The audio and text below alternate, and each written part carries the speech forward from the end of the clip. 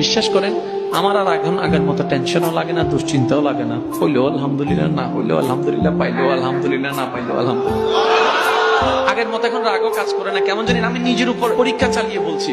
আপনি শুধু আপনার দুশ্চিন্তায়, টেনশনে, ভয়ে, তারপরে আপনার কেউ এসে বদনামের কথা শোনাচ্ছে, কেউ আপনার ক্ষতির কথা শোনাচ্ছে, কি করবেন ভবিষ্যতে এটা নিয়ে শোনাচ্ছে। শুধু আপনি একটা মাস, আমার কথাটা রাখেন, একটা মাস আপনি বুঝেন না বুঝেন, শুধু মনে মনে এদিকে শুনবেন আর মনে মনে বলবেন আলহামদুলিল্লাহ, আলহামদুলিল্লাহ, আলহামদুলিল্লাহ, আলহামদুলিল্লাহ। দেখবেন আপনি এক অদৃশ্য রকমের শক্তি অনুভব করতে পারবেন। এক অন্যরকম একটা ভালো লাগা আপনার ভিতরে কাজ করবে। মনে করেন আপনাকে কেউ বকা দিচ্ছে, আপনি বুঝতে পারছেন উনি এখন আপনাকে এসে বকা দিবে। বকা দিলে আপনার মেজাজ গরম হয়ে যাবে, মন খারাপ হয়ে যাবে। উনি বকা দিতে যাচ্ছে, আপনি শুধু নিচের দিকে তাকান, আলহামদুলিল্লাহ, আলহামদুলিল্লাহ, আলহামদুলিল্লাহ, আলহামদুলিল্লাহ, আলহামদুলিল্লাহ। এক কথাই হচ্ছে আল্লাহ আমি তোমার উপর খুশি আছি। আপনি বাস এতটুকু বলেন আল্লাহ আমি তোমার উপর খুশি আছি, দেখবেন আপনার অন্তরটা প্রশান্তির সাগরে ভেসে যাবে। যাদেরকে ভালোবাসি লাথি দেয় তারা, যাদের জন্য কাঁদি তারা উল্টা কাঁদায়, আরো কাঁদায়, আরো কাঁদায়।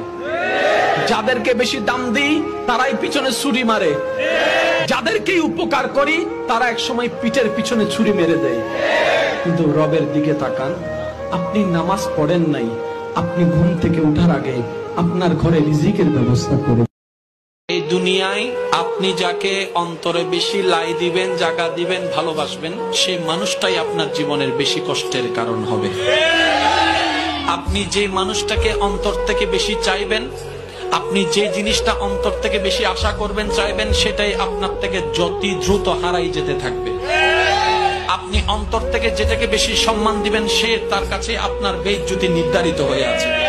আপনি অন্তর থেকে যাকে বেশি আগলাই ধরে রাখতে চাইবেন, সেই আপনার পিঠের মধ্যে ছুরি মেরে দিবে। এটাই বাস্তবতা। বদনামকারীর চাইতে বড় বন্ধু আপনার কেউ নেই। আপনার দুশমনি করনেওয়ালার চাইতে বড় বন্ধু আপনার আর কেউ নাই। আপনাকে গর্তে ফেলার জন্য যারা চাচ্ছে তাদের মতো বড় বন্ধু আর কেউ নেই। আপনি বলবেন ভাইজান কিভাবে?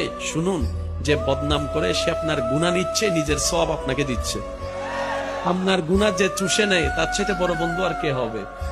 যেখানে হাসরও কেউ কাউকে একটা নেকি দিবে না, সে দুনিয়াতে আপনার বদনাম করে করে আপনার তার নেকি আপনাকে দিয়ে দিচ্ছে। ওর মতো বন্ধুর জন্য 10 টাকা খরচ করলে, 20 টাকা খরচ করলে কিচ্ছু যায় আসে না তো।